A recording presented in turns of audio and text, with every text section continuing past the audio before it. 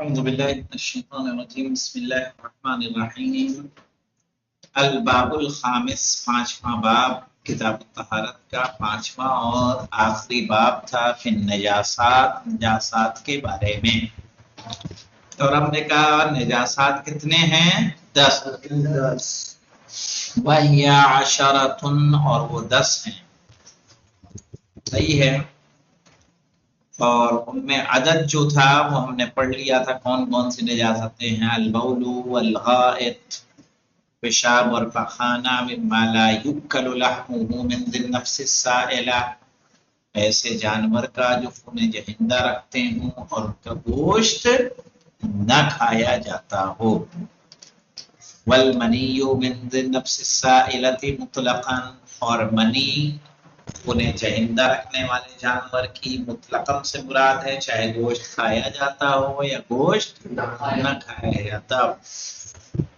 وَقَذَا الْمِيتَةُ وَالدَّمُ مِنْهُ اور اسی طرح سے مردار اور خون ٹھیک ہے وہ بھی نجس ہے وَالْكَلْبُ وَالْخِنْزِيرُ وَالْكَافِرُ کتا سور اور کافر کافر متعلق اختلاف پایا جاتا ہے کچھ مراجع کہتے ہیں کہ کافر بھی انسان ہے اور انسان اشرف المخلوقات ہے صحیح ہے کتے خنزیر کے بعد اس کا ذکر مناسب نہیں ایک رائے اس طرح کی پائی جاتی ہے جب کہا گیا ہے نول مشرکون نجسن کہا یہ نجاست معنوی ہے ظاہری نہیں صحیح ہے اور اس کی دلیل انہوں نے دی ہے کہ اگر ایک کافر آئے اور آنے کے بعد کلمہ شہادت پڑھے کلمہ شہادت کے بعد وہ پاک ہو جائے گا یا نہیں ہو جائے گا الگ سے غسل کرنے کی ضرورت نہیں جو اس کے تن پہ لباس ہے وہ بھی کیا ہو جائے گا پاک ہو جائے گا کہا اس کا مطلب یہ ہے کہ کافر کی نجاست ظاہری نہیں ہے بلکہ معنوی سمجھ میں آئی بات ظاہری ہوتا تو صرف کلمہ پڑھنے سے پاک ہو جاتا ہم جمعے کا غسل کی نیت کر لیں گے ہو جائے گا غسل کرنا پڑے گا جب لیکن کافر کے لیے کیا ہوتا ہے تاکہ یہاں اس کا نابالغ بچہ ہے تو اس کو کلمہ پڑھنے کی ضرورت نہیں ہے طبیعیت میں وہ بھی کیا ہو جاتا ہے مسلمان ہو جاتا ہے سمجھ میں آئی بات یہ نہیں ایک رائے ہے لیکن ہمیں جو پابندی کرنی ہے کس کی کرنی ہے اپنے مجتہد کی جس کے ہم تقلید کر رہے ہیں ان کے یہاں کیا ہے والمسکر مسکر یعنی نشے والی چیز والفقہ جو کی شراب یہ تو تعداد تھی جسے ہم نے کل بھی پڑھ لیا تھا آج آ جاتے ہیں ان کے مسائل پہ کہہ رہے ہیں وَيَجِبُ إِزَالَتُهَا عَنِ الثَّوْبِ وَالْبَدَنِ لِلصَّلَاةِ یہ جو نجاستیں ہم نے بتائیں آپ کہ یجب ازالتها یعنی ازالت النجاسہ کی ضمیر کدھر جائے گی نجاست کی طرف واجب ہے نجاست کا زائل کرنا یعنی ہٹانا عن الثوب والبدن کپڑے سے اور بدن سے للصلاۃ اس کے لیے نماز کے لیے صحیح ہے اگر آپ نماز نہیں پڑھ رہے ہیں تو بدن کو پاک کرنا واجب نہیں ہے عدا ما نقص سوائے اس کے جو کم ہو عدا جانتے ہیں کیا ہے مولانا عدا کیا ہے حرف جر ٹھیک ہے وہ آدھا خلا حاشا والے عدا ما نقص عن الدرہم البغلی سوائے کہ جو کم ہو درہم بغلی سے درہم بغلی کس کو کہتے ہیں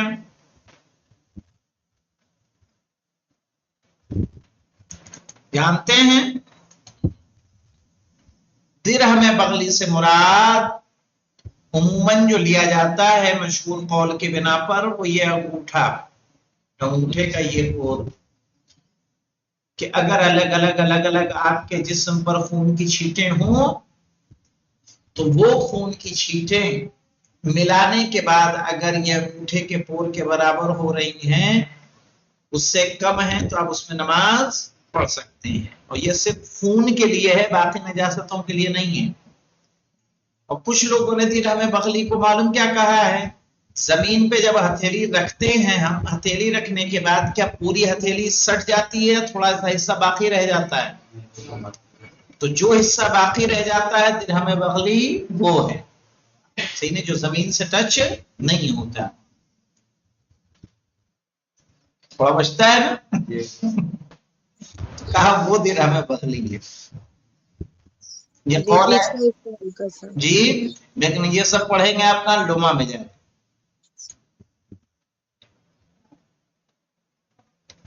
عدا ما نقص عن الدرہم البغلی، سوائے اس کے جو کم ہو درہم بغلی سے، من الدم، ہر نجاست نہیں، صرف اور صرف خون، ایسا نہیں ہے کہ پیشاب لگا ہے تو کہا ایک ہی چھینٹا یہ نماز پڑھ لیں گے، نہیں، وہ ایک چھینٹ بھی معاف نہیں ہے۔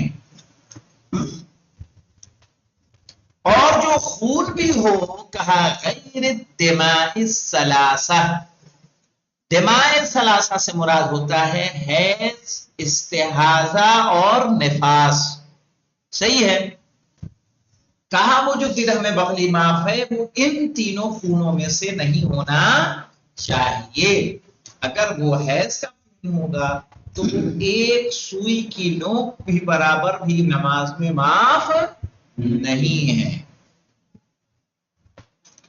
وَدَمُ نَجِسِ الْعَيْنِ، صحیح ہے، اور اس کا خون جو نجس عین ہو، نجس عین، عین نجاست کیا ہے، کتا اور سور کیا ہے مولانا، عین نجس ہے، اس کا اگر خون ہے تو وہ بھی نماز میں معاف نہیں۔ وَعُفِيَ عَنْ دَمِ الْقُرُوحِ وَالْجُرُوحِ مَعَ السَّيْلَانِ وَمَشَقَّةِ الْإِزَالَةِ، کیا معنی ہوگا مولانا؟ وَعُفِيَ، اور معاف کیا گیا ہے، عَنْ دَمِ الْقُرُوحِ، پھوڑے پھنسیوں کا خون، والجروح، زخم کا خون، جو تلوار چھری وغیرہ سے لگی ہو، کب مولانا؟ دو شرطوں کے ساتھ، مع السیلان و مشقت الازالہ، کہ خون بہ رہا ہو اور اس کا زائل کرنا زحمت طلب ہو، مشقت الازالہ یعنی اس کو ختم کرنے میں، صاف کرنے میں زیادہ مشقت ہو، زحمت ہو۔ مثال کے طور پر کسی انسان کے پھنسی ہے، پھوڑا ہے، رہ کے اس میں سے خون نکل رہا ہے، کسی کا ایکسیڈنٹ ہوا تھا، کافی چوٹ لگی ہوئی ہے، رہ کے خون نکل رہا ہے مستقل، اچھا اتنا نکلتا ہے کہ ہر بار کپڑے کو دھلا نہیں جا سکتا، سمجھ رہے ہیں؟ کیا کریں گے؟ کہا اسی میں اس کی نماز صحیح ہے۔ اکثر لوگ ہوتے ہیں کہ پھڑیا نکلی ہے نماز نہیں پڑھ سکتے، یہ ہو گیا نماز نہیں پڑھ سکتے، نماز کسی بھی صورت میں معاف نہیں ہے، جب تک آپ نے کلمہ پڑھ رکھا ہے، سانسیں آپ کی چل رہی ہیں، آپ کو نماز پڑھنی ہے، سمجھ میں آیا؟ بس لیکن اس میں ایک شرط ہے، جو پھوڑا پھنسی ہے، سستانی صاحب کے مسئلے کے مطابق اس کا خون کہیں اور نہ لگے، سمجھ رہے ہیں؟ زخم میرے ران پہ ہے تو جہاں زخم ہے اس کے اوپر کے لباس پہ اگر کپڑا خون لگتا رہے تو ہم نماز پڑھ سکتے ہیں، لیکن اب ایسا نہ ہو کہ ہم سجدہ کر رہے ہیں دامن میں بھی لگ رہا ہے، پیجامہ اوپر نیچے ہو رہا ہے تو کہیں اور بھی لگ رہا ہے، زخم کے علاوہ، تو وہ معاف نہیں ہے، تو ایسے انتظامات کرنے ہوں گے کہ خون اس جگہ کے علاوہ کہیں اور نہ جائے، سمجھ میں آیا؟ وَعُفِيَ عَنْ دَمِ الْقُرُوحِ وَالْجُرُوحِ، اور معاف ہے، صحیح ہے، پھوڑے پھنسی اور زخم کا خون، مع السیلان، جبکہ وہ بہ رہا ہو، وَمَشَقَّةِ الْإِزَالَةِ، اور اسے زائل کرنا زحمت طلب ہو، وَعَنْ نَجَاسَةِ مَا لَا يَتِمُّ الصَّلَاةُ فِيهِ، ہاں مولانا یہ مسئلہ یاد رکھیے گا، اگر کوئی آپ کے پاس ایسی چیز ہے کہ جو نجس ہے لیکن اس میں نماز نہیں ہو سکتی تنہا اگر وہ آپ کے پاس رہے. مثال کے طور پر ٹوپی زار بند، صحیح ہے، زار بند لٹک رہا تھا، لیٹرین میں چلا گیا، وہ سیدھے نجس ہے. اسی نجس میں بنا پاک کیے ہوئے چاہیں کہ نماز پڑھ لیں، پڑھ سکتے ہیں. ٹوپی نجس ہے، موزہ نجس ہے، رومال نجس ہے. ٹھیک ہے، یہ وہ چیزیں ہیں کہ جن سے کسی بھی انسان کی شرمگاہ کو چھپایا نہیں جا سکتا. اور جب شرمگاہ نہیں چھپے گی تو اس میں نماز صحیح ہوگی نہیں. تو کہا وَعَن نَجَاسَتِ، اور ایسی چیز کی نجاست کے ساتھ مَا لَا يَتِمُّ الصَّلَاةُ فِيهِ، جس میں نماز صحیح نہ ہو. کَتِّکَّتِ، جیسے کہ تکہ مولانا یعنی زاربند، والجورب موزہ، والقلنسوہ ٹوپی.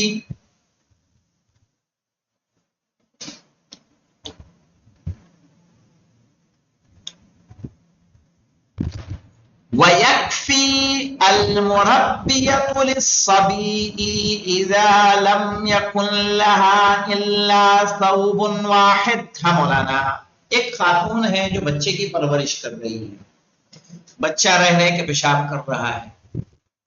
ایسی صورت میں وہ تو ایسا زمانہ تو پہلے کہ نہیں تھا نا کہ ڈائپر ہوتے ہوں بچوں کو پہنا دیا جائے. بچے نے بار بار پیشاب کیا اور اس خاتون کے پاس ایک لباس کے علاوہ کوئی دوسرا لباس نہیں ہے. یہاں سبھی سے مراد ایسا بچہ ہے جو ابھی اناج نہ کھاتا ہو، سمجھ گئے، صرف اور صرف ماں کا دودھ پیتا ہے. تو کیا ہوگا مولانا؟ کہا کہ اگر اس کے پاس ایک ہی کپڑا ہے تو ایک ہی کپڑے میں بار بار بچہ پیشاب کرتا رہے، 24 گھنٹے میں بس ایک بار دھل لے وہ کپڑے. آج کے صبح 6 بجے سے لے کے اگلے دن صبح 6 بجے تک صرف اس لباس کو کئی بار دھلنا ہے؟ ایک بار. پھر 10 بار بھی بچے نے اگر اس لباس میں پیشاب کیا اسی میں اس کی نماز صحیح ہے. لیکن آج کل کی خواتین کے لیے نہیں ہے مسئلہ، ان کے پاس تو ماشاءاللہ لباس کی بھرمار ہوتی ہے، صحیح، تو مسئلہ بدل جائے گا. ڈائپر آ گیا ہے تو نجس ہونے والا مسئلہ بھی ختم سا ہے.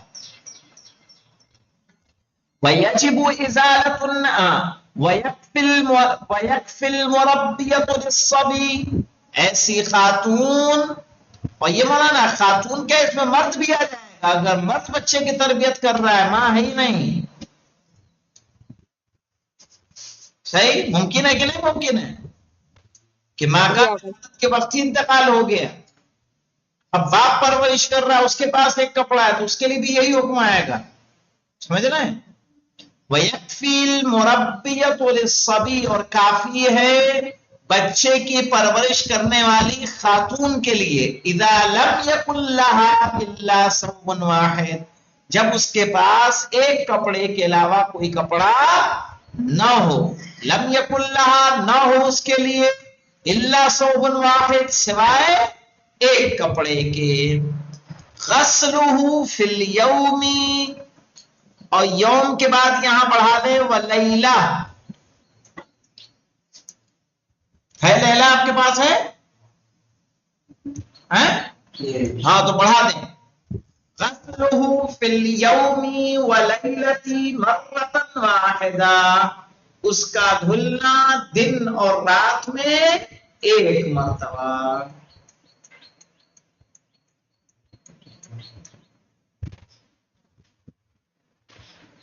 اب دیکھیں مولانا، اگر آپ کو معلوم ہے کہ آپ کا کپڑا نجس ہے اور کپڑے میں آستین نجس ہے تو آپ کیا کریں گے؟ کیا پاک کریں گے؟ آستین کو پاک کریں گے. یہ معلوم ہے کہ کپڑا نجس ہے لیکن یہ نہیں معلوم کہاں سے نجس ہے، تب کیا کریں گے؟ تب بھی آستین دھلیں گے، پھر پورا دھلیں گے، ٹھیک ہے، کیونکہ آپ کو اب جگہ پتا نہیں ہے. کہہ رہے ہیں یجب ازالۃ النجاست مع علم موضعها، واجب ہے نجاست کو مسائل کرنا مع علم موضع ہے، جب اس کی جگہ کا علم ہو.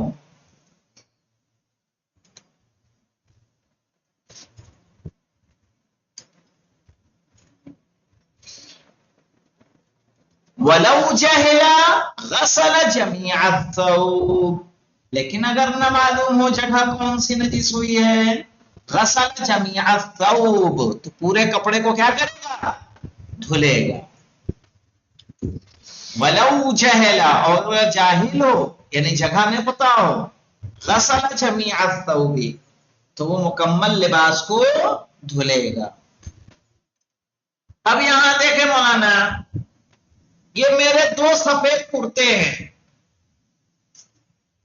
دو سفید کرتے کھوٹی پہ ٹنگے ہوئے ہیں، کھوٹی پہ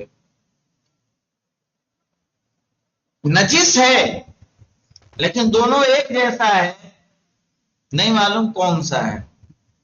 کیا کریں؟ کہہ رہے وَلَوْ اشْتَبَهَ الثَّوْبُ بِغَيْرِهِ، اگر اشتباہ ہو جائے ایک کپڑے کا دوسرے سے، نجس ایک ہے لیکن اب یہ نہیں پتا کہ یہ والا نجس ہے کہ وہ والا نجس ہے، کیا کرے گا؟ صلی فی کل واحد منہما مرتان، تو ان دونوں کپڑوں میں ایک مرتبہ نماز پڑھے گا. کیسے؟ ظہر کی نماز اس کپڑے میں پڑھے گا، پھر ظہر کی اس کپڑے میں پڑھے گا، تاکہ یقین حاصل ہو جائے کہ جو آپ نے نماز پڑھی وہ پاک کپڑوں میں ہو گئی. یعنی معلوم ہے ان دو میں سے ایک نجس ہے، ایک پاک ہے. اس سے اچھا دھلی دے تو دھلنا بھی دونوں پڑے گا.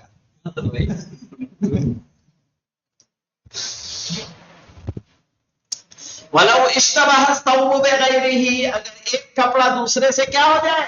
مشابہ ہو جائے. مثلا کالے ہی ابھی ایام ازاں ہے، کالے کرتے ہیں مولانا، کیا سمجھ میں آئے گا کون سا ہے؟ ٹھیک ہے.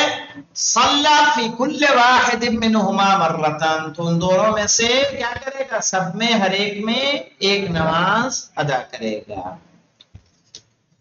اب یہاں دیکھیں مولانا، ایسی جگہ پہ ہے جہاں پانی میسر نہیں ہے آپ کو.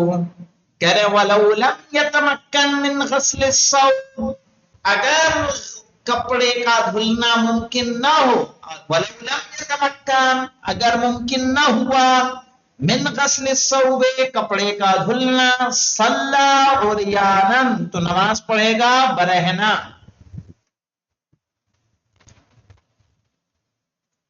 کیسے مولانا؟ اذا لم یجد غیرہ، جب اس کے علاوہ وہاں کوئی اور موجود نہ ہو.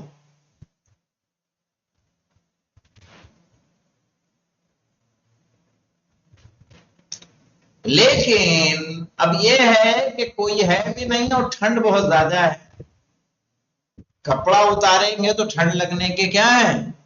امکانات ہیں. کیا کہا؟ وَلَوْ خَافَ الْبَرْدَ، اگر ٹھنڈ سے خوف ہو، صلی فیہ یعنی فی لباس النجس، تو پھر وہ نجس لباس میں نماز پڑھے گا. ولا عیادۃ، اور نماز کا اعادہ بھی نہیں ہے.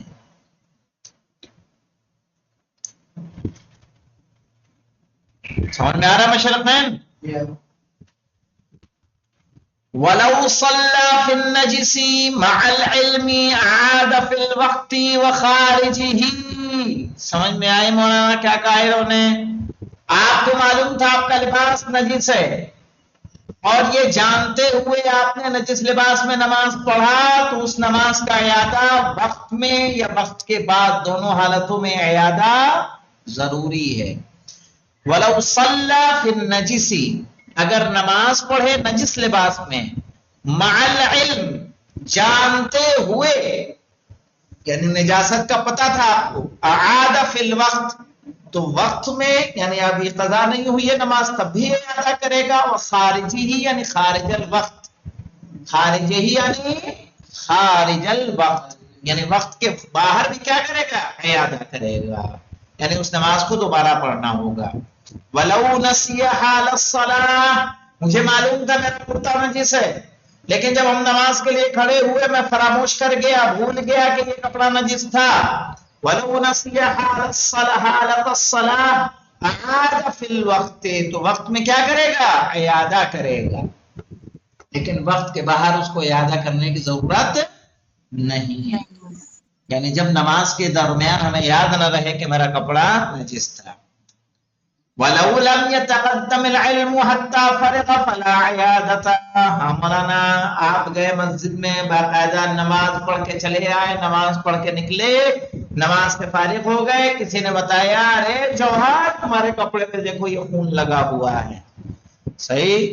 تو اب چونکہ آپ نے نہیں جانتے تھے، نماز کے بعد آپ کو علم ہوا ہے، تو اب جو نماز پڑھی ہے وہ نماز آپ کی کیا ہے؟ صحیح ہے، اور اس نماز کو دوبارہ پڑھنے کی ضرورت نہیں ہے۔ یہی بات انہوں نے عربی میں کہی ہے مولانا کہ وَلَوْ لَمْ يَتَقَدَّمِ الْعِلْمُ، اگر علم پہلے نہ ہو، حَتَّى فَرِغَ، یہاں تک کہ نماز سے کیا ہو گیا؟ وہ فارغ ہو گیا، فلا عیادتا، تو پھر نماز کا اعادہ نہیں ہے۔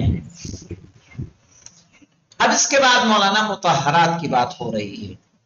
مطہرات یعنی وہ چیزیں جو کیا کرتی ہیں؟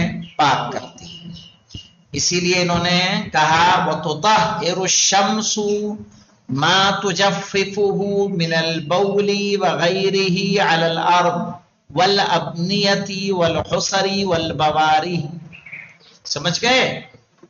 کہہ رہے وَتُطَهِّرُ الشَّمْسُ، سورج پاک کرتا ہے، مَا تُجَفِّفُهُ، جسے وہ سکھا دے، من البول وغیرہ، یعنی غیر البول، پیشاب یا پیشاب کے علاوہ دوسری نجاست، کہاں پر ہو؟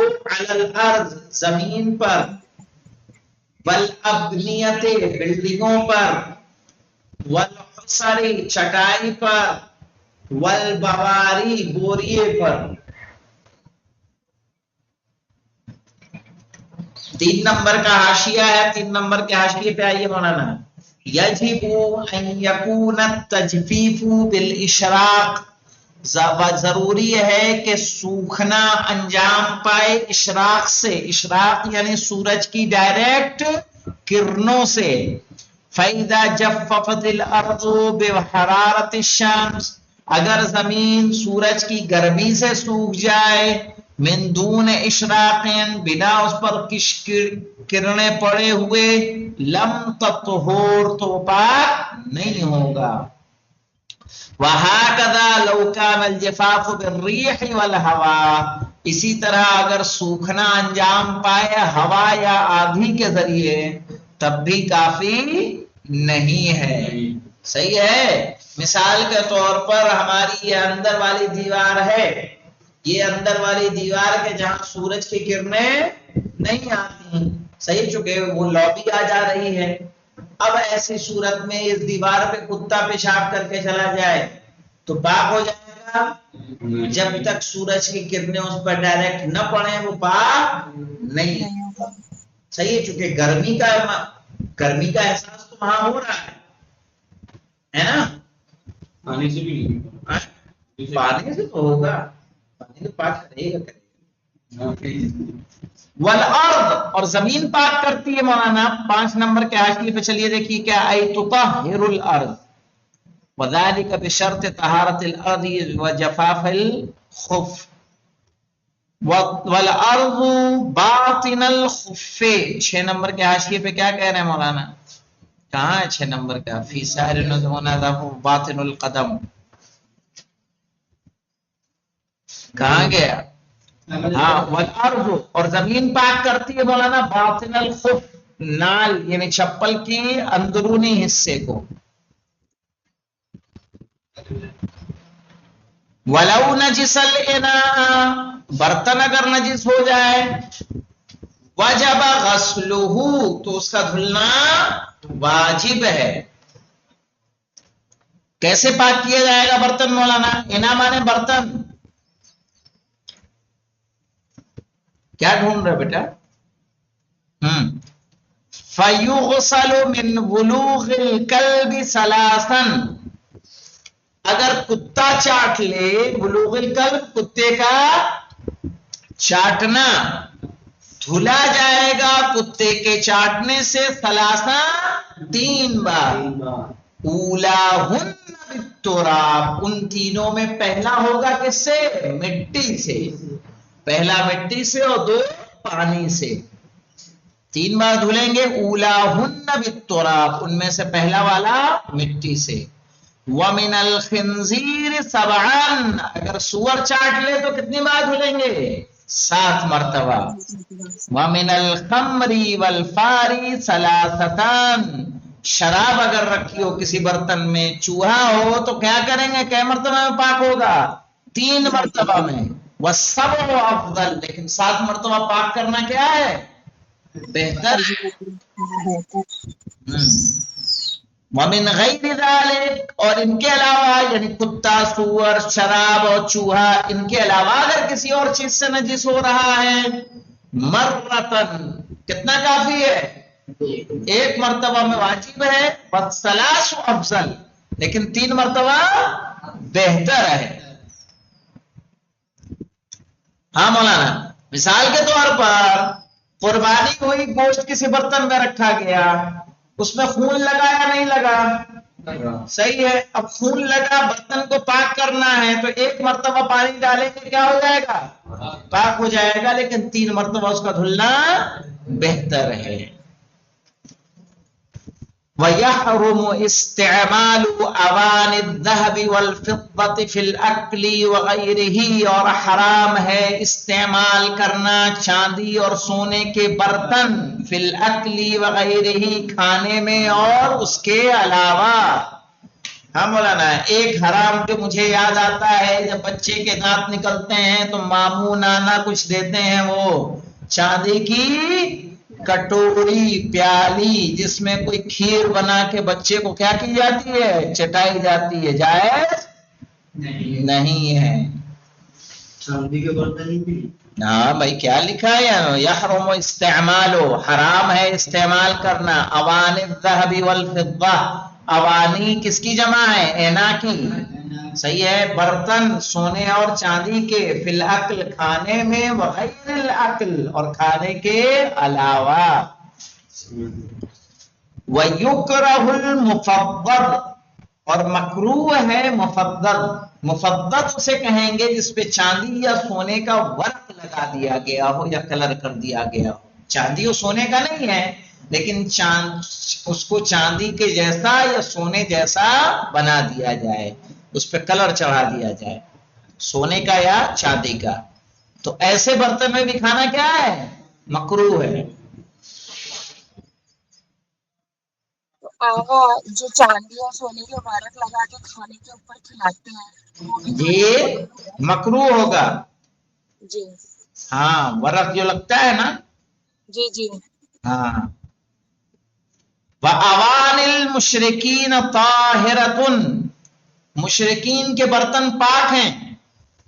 مَا لَمْ يُعْلَمْ مُبَاشِرَتُهُمْ لَهَا بِرُطُوبَةٍ، جب تک کہ ان برتنوں کا ڈائریکٹ گیلے ہاتھوں سے مس کرنا معلوم نہ ہو. مثال کے طور پر یا برتن گیلا ہو یا اس کے مشرک کے ہاتھ گیلے ہوں تو برتن کیا ہو جائے گا؟ نجس ہو جائے گا. اسی لیے مثال کے طور پر جیسے ہم لوگ کیوں پرہیز کرتے ہیں غیر مسلم کے دودھ سے؟ پرہیز کی وجہ کیا ہے؟ کیونکہ برتن تو دھلتا ہے کہ نہیں دھلتا ہے؟ بالٹی میں ہاتھ جائے گا کہ نہیں جائے گا؟ اس کا جائے گا. دودھ دھوا پھر اسی میں کیا گیا؟ گھر میں برتن دھل رہے ہیں یا نہیں دھل رہے ہیں؟ ٹھیک ہے. تو اس میں کیا ہوگا؟ کہا جب ان برتنوں میں گیلا ہاتھ لگے، جب تک گیلا نہیں لگا، مثال کے طور پر آپ گئے اور جانے کے بعد کسی دکان سے آپ نے برتن خریدا، وہ دکان غیر مسلم کی تھی، ایسی صورت میں وہ برتن آپ کے لیے پاک ہے کہ نجس ہے؟ پاک ہے، کیونکہ ابھی اس وقت اس کے ہاتھ کیا ہیں؟ سوکھے ہیں. صحیح ہے. اور ہم نے برتن لیا، برتن بھی کیا ہیں؟ سوکھے. لیکن کہیں اور اگر ہم جائیں، گھروں میں، ہوٹلوں میں، کسی دوسری جگہ پہ، ایسی صورت میں کیا برتن میں گیلا ہاتھ اس کا نہ لگا ہوگا؟ ہے نا.